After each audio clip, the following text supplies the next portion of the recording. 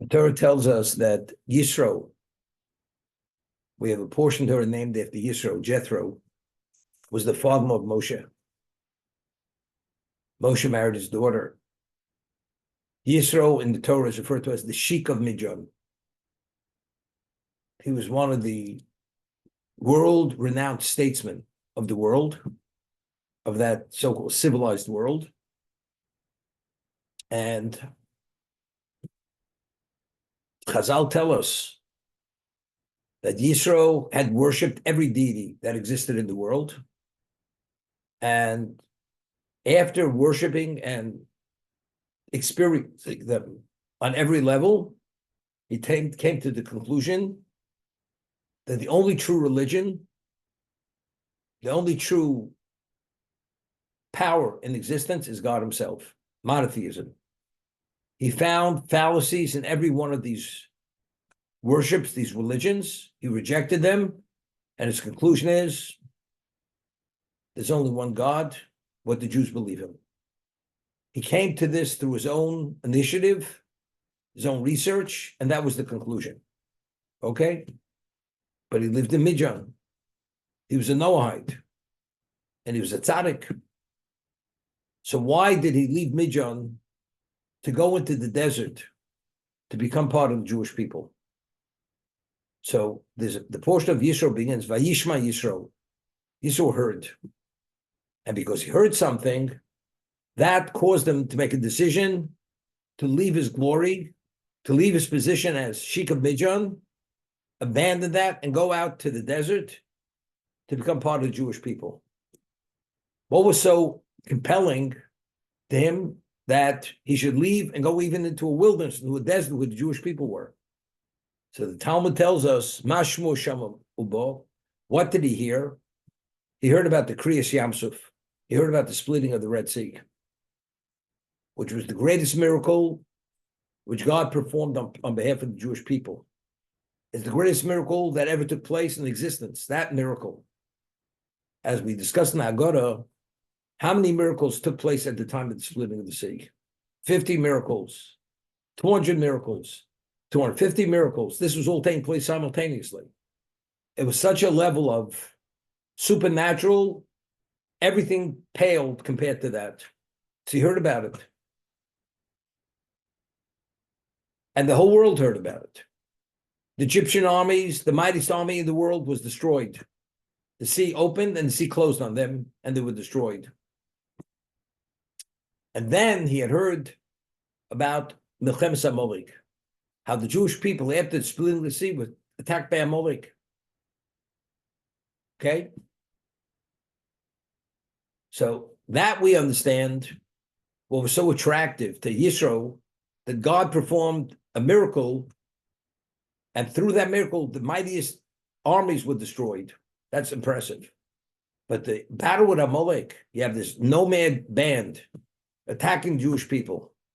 And we went to war with them, and we defeated them. But what's so impressive about that? That was an impetus for him to go out into the desert and give up all the glory he had of Midian. This question is asked by the Ksaf Sofer. The Ksaf Sofer is the son of the Chassam Sofer. He asked this question. He says something phenomenal. Why did Amalek attack us? For what reason? And after they attacked us, Hashem says, because they attacked you, their names should be obliterated from under the heavens. There's a positive commandment to destroy Amalek because of what they had done. Now, after the world was aware of the splitting of the sea, and as we say in the Ozoshir, the Song of the Sea, the mightiest nations trembled because of what happened. So if everybody's trembling, Amalek was not fazed by it.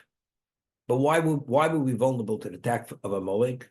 So the Talmud says, based on the Pasuk, the verse in the Torah, because the Jews themselves were slacking off in the service of God. But the question is, after witnessing such a magnanimous event, an event which is one of a kind, how did he slacken off? How? You should be fully, even more committed. And they said, when there was a lack of water, they said, is God in our midst or not? After seeing the splitting the sea, how do you ask such a question? So what do you see from there? That even after witnessing such an event, unless you continuously secure that position of belief, what you believe to be absolute today, tomorrow may not be absolute. Tomorrow you may reconsider. Here the Jews saw it firsthand. And they asked Moshe a question, is God with us? If he's with us, where's the water? So sometimes the question we ask, due to circumstances, causes us to forget about what we saw. So we see from here that you need a continuously upshoring of that belief of your spirituality. So Yisro had understood, if the only reason why Amalek attacked us is because we were faltering in our belief of God. Despite the fact we witnessed the Kriyas Yamsuf, the splitting of the sea. So here the Jews saw the Kriyas Yamsuf, the splitting of the sea, and yet they faltered. And that's why they were attacked. So I, who am a man all by myself, although I came to the realization of monotheism myself, but the question is, am I secure in that position? Tomorrow, there may be an event which may cause me to see it differently. So therefore, I better become part of the nation that represents God's presence. Otherwise, I don't have a chance to survive. You can't be a lone man on a desert island with your belief, because every day, a human being naturally, we always vacillate. Today, it's absolute. Today, it's irrefutable. Tomorrow, maybe a whole different story. Therefore, Yeshua understood, therefore, he has to go, take charge, and become part of Jewish people. Telephone. Hello? Okay? So what do we see? We see that as clear as you may be, as secure as you think you are, the nature of a person is, we vacillate. Today we're here, tomorrow we're somewhere else. One day, guy gets on, he looks like the chief rabbi of the world, picked up an outfit at some used clothing store. Oh, he looks in the mirror, he says, yeah, maybe I am that rabbi. And he's all full of fervor. Next day, somebody stole the outfit from him. Put on, it looks like, Guevara, the terrorists from South America. Puts on this kind of beret, and he looks like Castro's twin brother. All of a sudden, yesterday, today's a new person. You never know.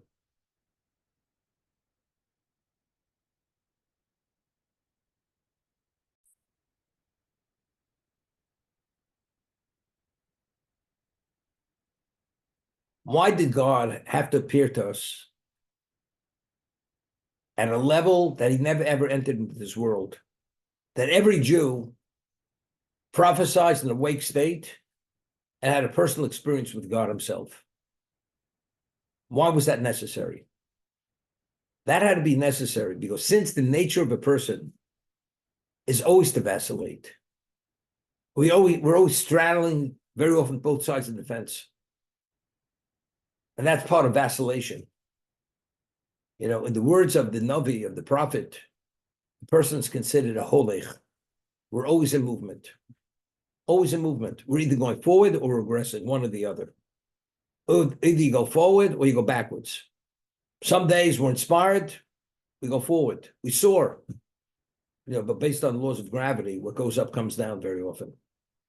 Therefore, it doesn't necessarily last. You're inspired. And when you're inspired, you make all kinds of commitments.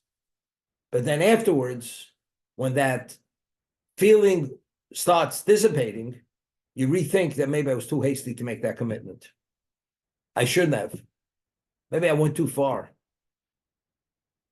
Until you get another kick in the pants and say, maybe I didn't go too far.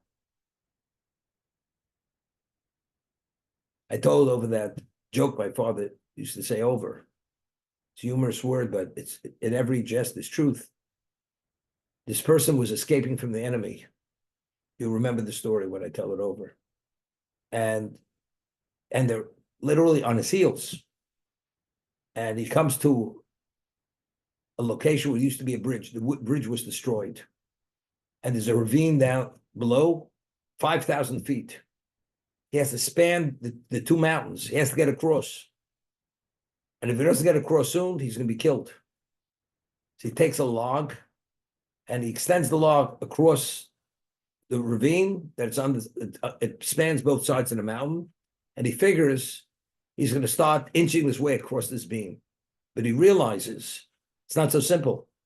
If he loses his balance, makes one wrong move, he falls to his death. So what does he do? To have the best chance, before he gets on that log, makes a commitment to God. If I make it to the other side, $10,000 to charity. So maybe in the merit of committing himself to charity, Hashem will watch over him to make it to the other side. Okay? Gets on the log, starts going slowly, inching his way to the other side, and he feels he's going to be able to escape the enemy. As he's about to put his foot on the other side, on the solid ground, he thinks to himself, maybe it was too hasty making such a commitment. $10,000, it's a lot of money. And as he has that thought, you know what happens? The beam gives a jolt, and he nearly falls to his death. He says, when that happens, he says, God, I was only joking. I really didn't mean it. I'm carrying through with my commitment. But that's the way people are. When you're not secure and you feel vulnerable, you make any commitment and you see things clearly. The moment you get secure, we all have short memories. The things start dissipating. They start evaporating.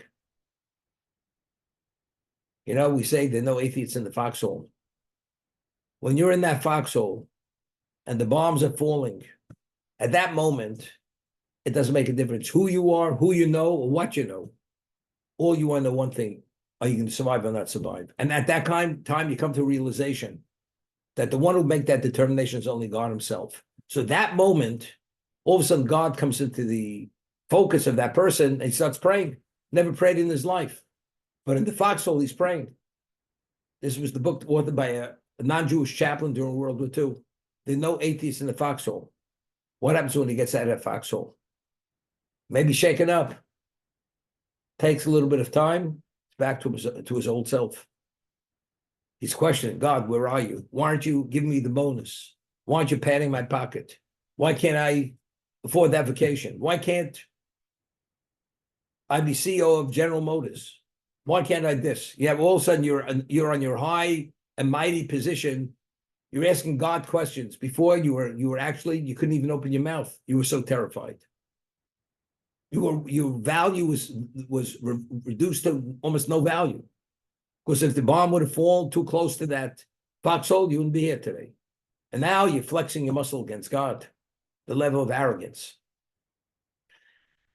But we all have this Achilles heel, every one of us. You just have to have the setting to activate it. That's all it is.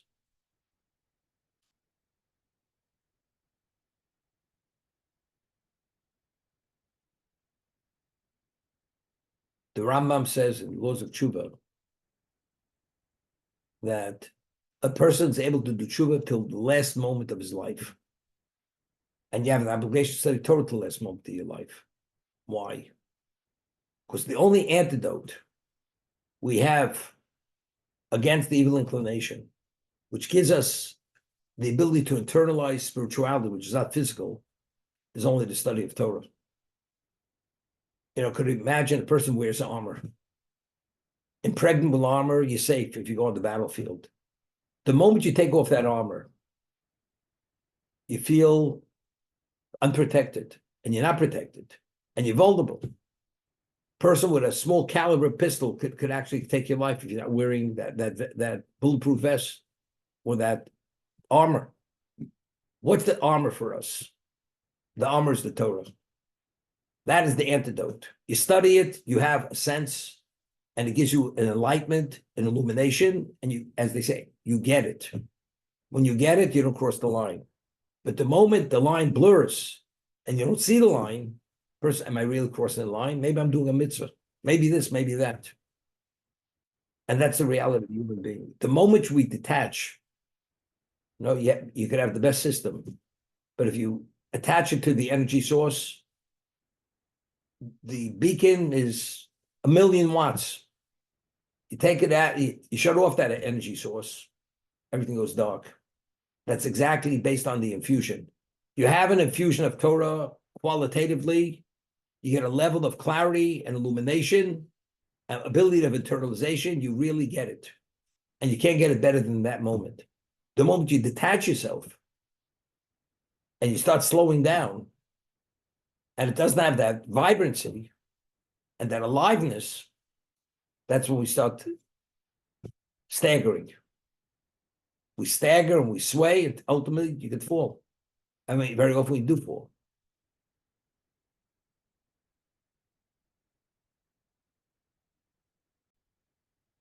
Mentioned, the Rambam writes that this is the laws of Deus, that there's no more vulnerable creature that walks the face of the earth other than the human being.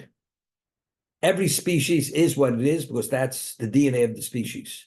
Regardless of its environment, it is. The lion will be the lion, the tiger will be the tiger, and the turtle will be the turtle. And every unintelligible species will be what it is. The human being so impressionable, wherever you put him, ultimately that's what he's going to become, because he's the most impressionable person. Therefore, one has to be careful what type of environment he puts himself in. It should be environment where you expose yourself to people who represent spirituality, people who represent Torah, people who represent positive values. As a result of that, having all these role models of appropriateness, of positiveness, being a being which is so influenced and impressionable, you'll become that. But if you take that same person and you put him among bad models, unacceptable behavior, he's exposed long enough, he's going to be impressed. And somehow he'll see that as being not so terrible. And as time goes on, he acclimates himself, he sees it, he even craves for that way of life, although it's disastrous.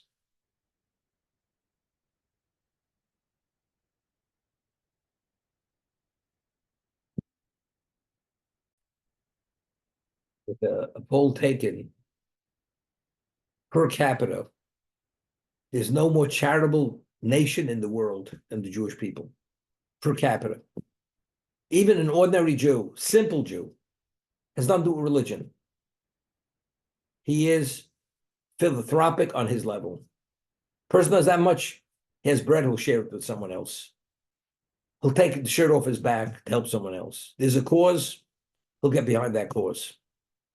To be supportive or to contribute, whatever it may be. So we mentioned, because we who are descendants of Avram Avinu, and Avram Avinu's innate characteristic was merciful, shame, and doing acts of loving kindness, charity, and that kind of thing. We, being his descendants, we have his DNA, we have his genealogy. Therefore, a Jew is naturally given. He's naturally. Therefore, per capita, there's no people who are as charitable as the Jewish people. I remember when Mayor Dinkins was the mayor of New York, so he had to disclose his charitable contributions. So, what were they? He was the mayor of New York. He wasn't getting the salary of chairman of the board of a major corporation, of Xerox or whatever it is, but he's getting sizable amount of money relative to an ordinary person. So for his charitable donation, he donated 3 suits to Goodwill Industries, 18 cans of Campbell's pork and beans and some kind of soup to the what's the name? To the Salvation Army. Salvation Army, and $168 to charity. You ever hear such a thing? A Jew would write that, you'd be ashamed to write it. You take, something, I prefer to keep it quiet, and I'll pay the full percentage to pay tax. Would you put it down? That's your charity. You'd be ashamed of it.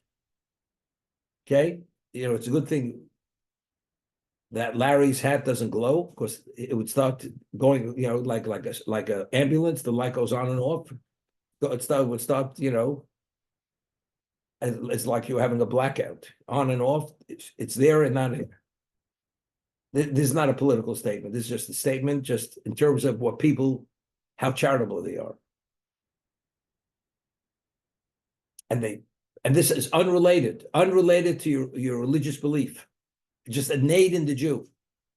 A Jew is a giving person. You have a cause, a Jew's behind it. Because he's giving, he gives of his ability to help other people. Other people withholding. People can make fortunes, whether it's Hollywood entertainment people, whether it's sports people. They make millions. Based on their earnings, the charity is literally shameful in terms, not even for their own kind. They don't support their own kind. They don't support, but they could throw a party for $1 million. These same people.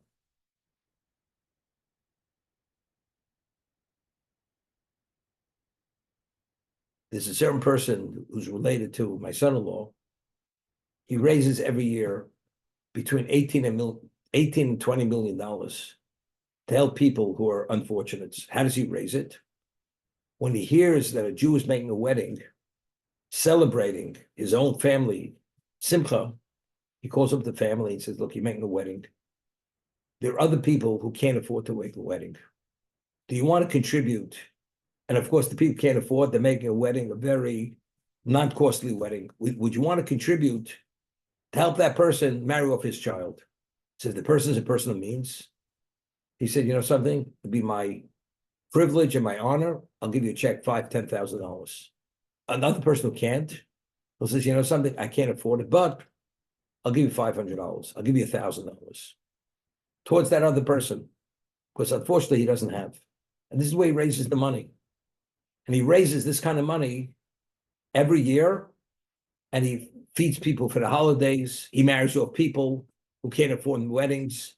A family has a bar mitzvah, they can't even afford the basics to make a bar mitzvah with that child. But that's how he does it. But who's he raising the money from? He's not going to the Forbes 500 clientele. He's not going to them. He's going to ordinary people. People have more or less. Everybody contributes. There was a story, we were on 63rd Street. That's where the Out of Rome was at one time. And there was a certain person. He comes in, Mr. Glick knew who he was. He was an Italian, he wasn't Jewish. And we used to have a very elaborate breakfast every morning at the Out of Rome. And Mr. Glick comes in, he sees this person sitting at the breakfast table eating breakfast. Yeah. So he says to him, what are you doing here? He says, well, I know you serve a good breakfast. I came here for the breakfast. He says, I'm sorry. Only people who could eat breakfast, you have to pray here. And you're not a Jew. So you don't pray here, you're not welcome. It's only for the people who pray here. Okay? Next day, he's outside Yad Avram with a cup, collecting money. Yeah, so Mr. Close over, he says, what are you doing? He says, I'm trying to raise money. He says, why don't you go to St. Patrick's? What are you doing here? So he says, in St. Patrick's, they don't give me. Here they give me. That's why I come here and I go to St. Patrick's.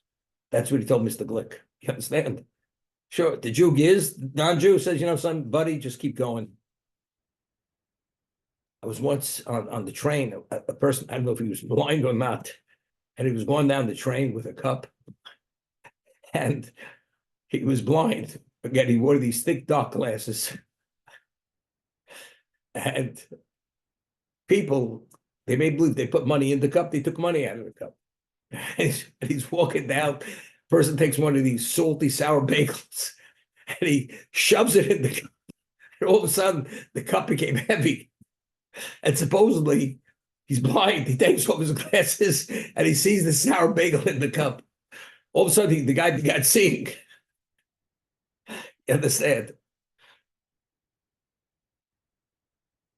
That's, as they say, that's the way the world turns. The Jew greases the wheels. Nobody gives charity the way Jews give charity. That's the way it is. You have a disaster in Haiti. Who sends a team of doctors? The Israeli government. In Africa, wherever it is. These other countries not sending.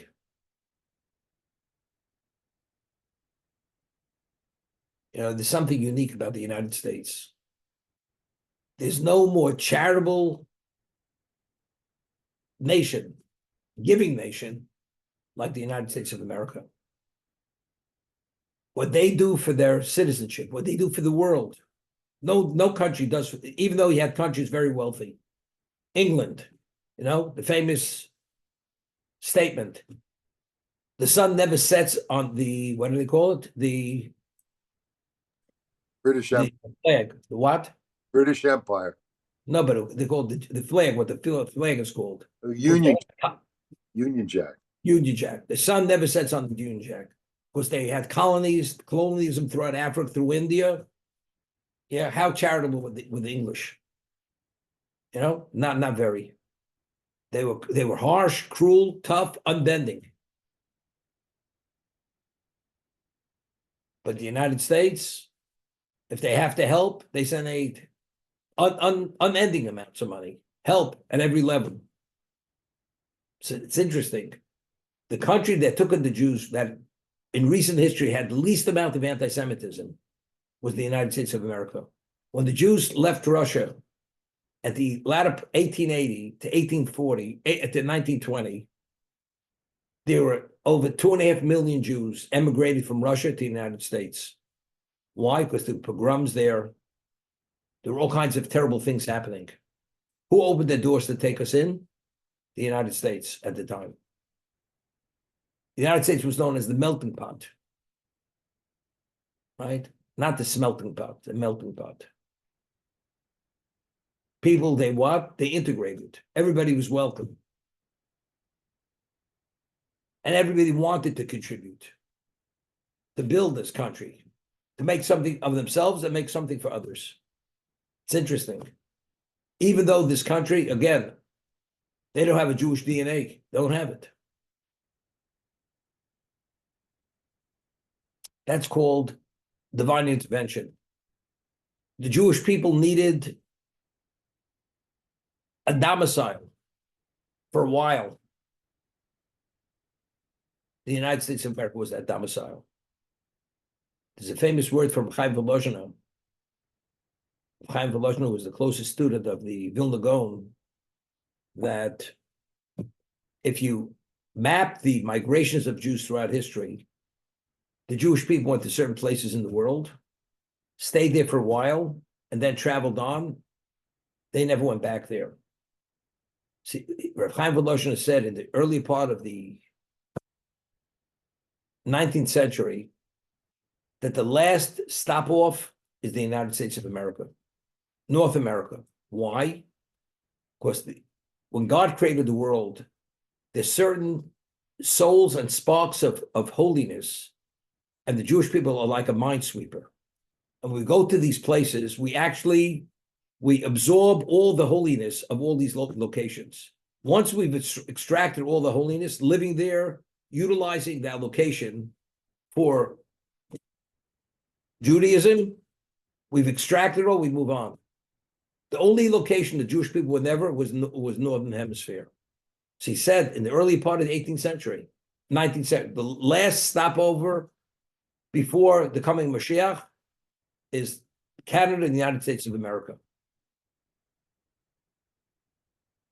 That's the last opportunity for the Jew to be able to extract, then move on, or I should say move back. Then we move back to Eretz Yisrael with the coming of Mashiach. So it could be the reason why America was called Medina Shel Chesed.